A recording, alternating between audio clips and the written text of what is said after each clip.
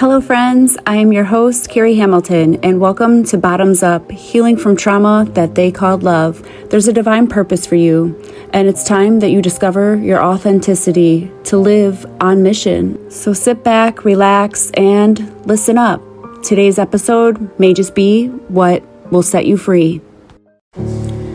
What if I told you that abuse is an addiction? Not all abuse is physical. There's mental, emotional, psychological, financial, sexual. I could go on and on. You see, how it's an addiction is we all have chemicals in our brain. These chemicals are released during different situations that go on in our life. For instance, when someone is doing either mental abuse, physical abuse, emotional abuse, it sets off adrenaline and cortisol in our brains. The chemicals that are released are to enlighten and heighten our awareness so that we can react then in whatever opposite way that we are going through. So if we are being physically abused, obviously these chemicals are being released, and that is to basically let us know that we have to be on defense.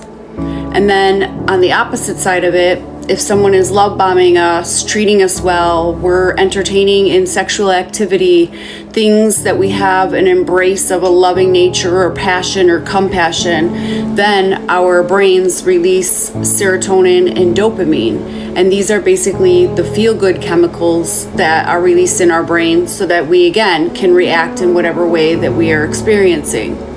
So in abusive situations, or someone that is abusive, whether it is whatever, financial, emotional, psychological, playing mind games, whatever it is, our brain is then giving off high levels of these chemicals.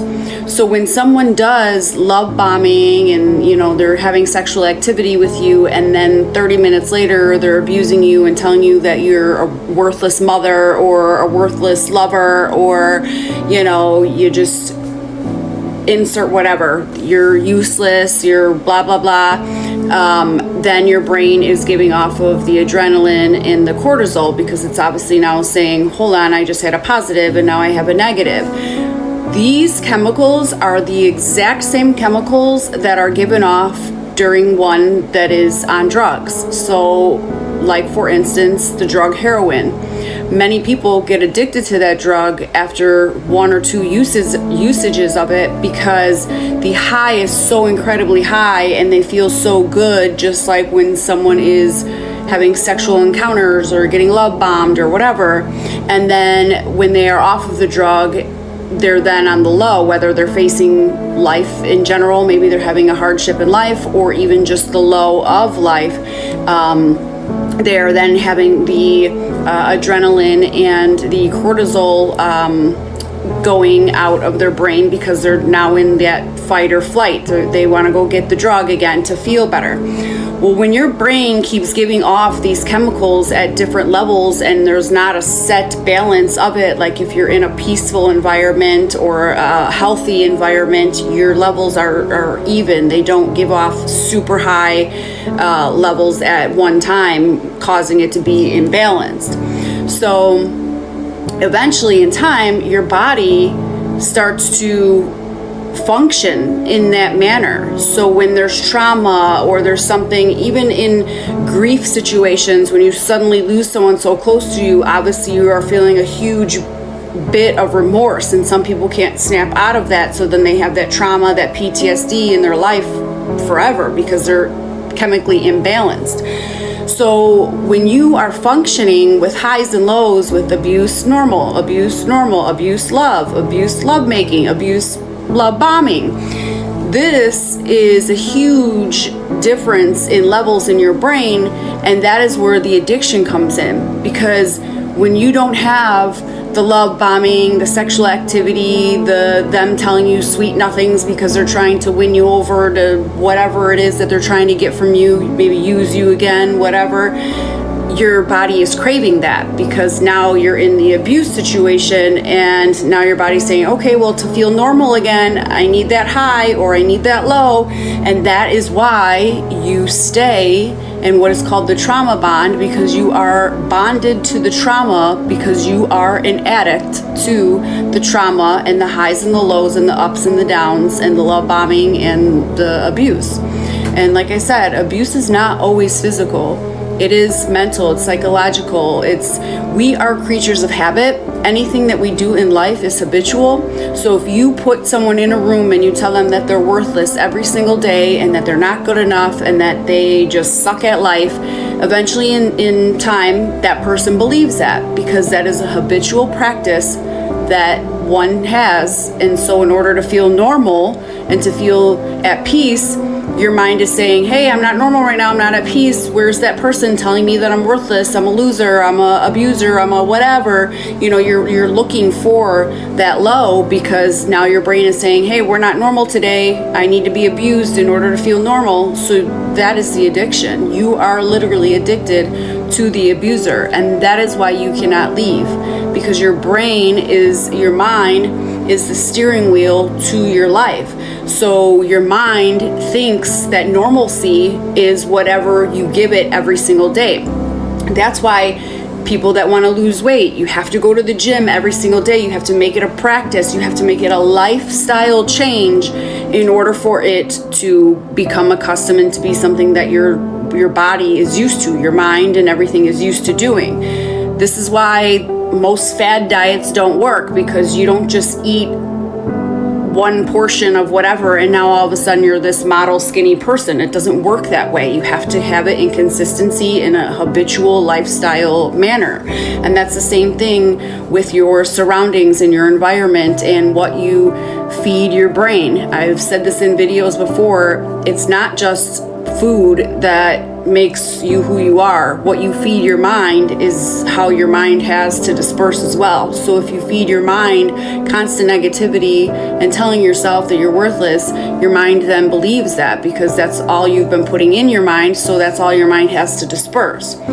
This is why you have to get out of the environments and make a lifestyle change for you to physically leave any type of abuse or negativity or toxicity in your life, for it to go away. It's basically a diet. It's a lifestyle change, and you will not be able to get out of the abuse cycle until you change where you are, change the environment. People that are true addicts to drugs, alcohol, gambling, sex, insert whatever, people that are addicted to abuse, at the end of the day, each one of those individuals that are addicts are because they have a codependency that they are trying to mask or insert instead of handling whatever situation that is causing them for that addiction. For instance, me, I was addicted to abuse because coming from childhood abuse, I knew that as love. So I knew love as toxic. I knew love as a sacrifice. I knew love as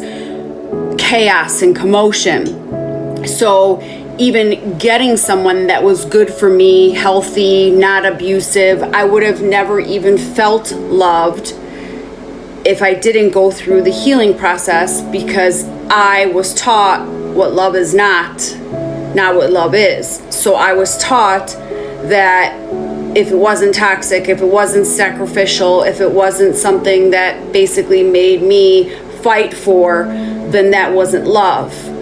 Even though love is opposite of that. Love shouldn't be toxic. It should be of peace and happiness and so forth. So that's one thing in the dating field even today for those who are single, that it's like a constant chaos and a constant cycle with a lot of people, because they're not fixing themselves internally and seeing why they are going after these types of individuals. They're just going on to the next person and hoping that they're just a better person, when you're seeking the toxicity as love. So it's actually you who is seeking those types of individuals. And so when you keep getting in that toxic cycle, it's because that's what you know as love.